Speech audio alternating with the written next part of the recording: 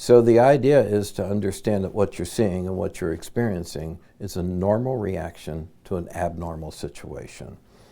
When you're watching this on the news, you feel like you're losing control, you're worried about your friends, you're going through all kinds of emotions, and that's what we have to figure out how to control.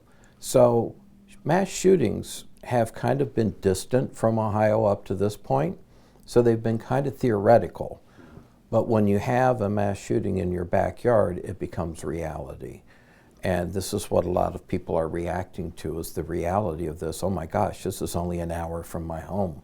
And because that's a reality, then you begin to watch more. And the more you watch, the more you're subjecting yourself to being traumatized.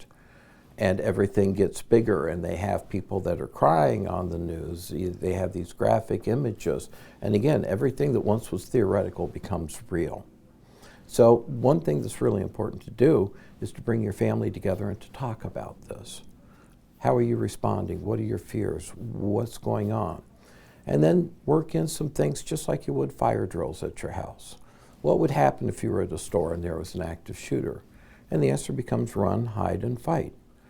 And we need to have conversations like this, very matter of fact, not emotionally charged, but to give you a sense of knowledge about what to do in a difficult circumstance. And that does a lot to take away that traumatizing edge. It does a lot to help your family to know what I'm going to do, where I'm going to be, how I'm going to protect myself, should I unfortunately end up in one of these circumstances. In the moment, stop watching too much TV about it, because you're going to oversensory and overload yourself. Number 2, move. Get out, walk, do a chore. Do something around your house that needs to be done so that you can see something start, middle, and end all the way through. That does a lot to give you a sense of accomplishment, a sense of control, a sense of I'm able to do this. And then when you're feeling a little more together and things are not quite so traumatizing, there will be lots of opportunities to help people, to reach out to people, to be present, to maybe give money to a fund, or to somehow or another help the families of the victims of this. What occurs is when you see a trauma, you become hypervigilant. And the fact that this is no longer theoretical, the reality of it is you begin to react to that. And the world seems like a much less safe place.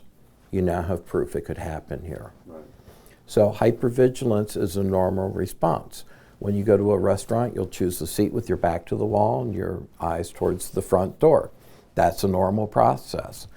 If you can't be hypervigilant and control the situation, you try to avoid circumstances that remind you of this.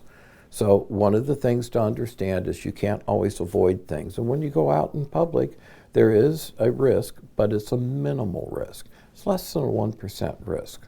So you don't have to try to avoid things that remind you of traumas. If you can't avoid it, you try to control it. Again, being aware of your circumstances, where you are, what's going on. If you can't control it, you don't know who to trust, because who do I trust to talk about this with? And if you don't have people you can trust to talk about it with, then you lose intimacy. You lose that person-to-person connection and sharing your fears. And that's really the cure for these kind of exposures to trauma, is to share what your fears are and to develop a plan to manage them. And categorizing anxiety that you're experiencing. So you have a normal anxious response, and you ask yourself, what is it that brought that about? And what is my response to that? You have your response to it. There's a consequence to your response. Think about the consequence. So you think of the action, the trigger for the trauma. You think of the behavior that you demonstrate in response to that trigger. And then you think about, what are the consequences of my thinking this way? Then there's 2 key questions to ask yourself. Is it real? Is it reasonable to have this? And then the next question that you would answer is, what can I do the next time to better manage my anxiety? What would I like to tell myself? So the thing that we don't realize is that we talk to ourselves all day long, every day. You may rationalize it as the best conversation you have all day, but you also have to be careful that you might be extra hard on yourself. Why am I responding this way? This is stupid. This shouldn't be bothering me. And you talk more harshly than yourself than you ever would to a stranger. So one of the important things that we do to treat this kind of trauma is to think about how you're talking to yourself, what you're saying to yourself about these circumstances, which will then lead you to talk to yourself like you would a peer, and that in turn will lower your anxiety, and you can think about, okay, how do I respond differently the next time?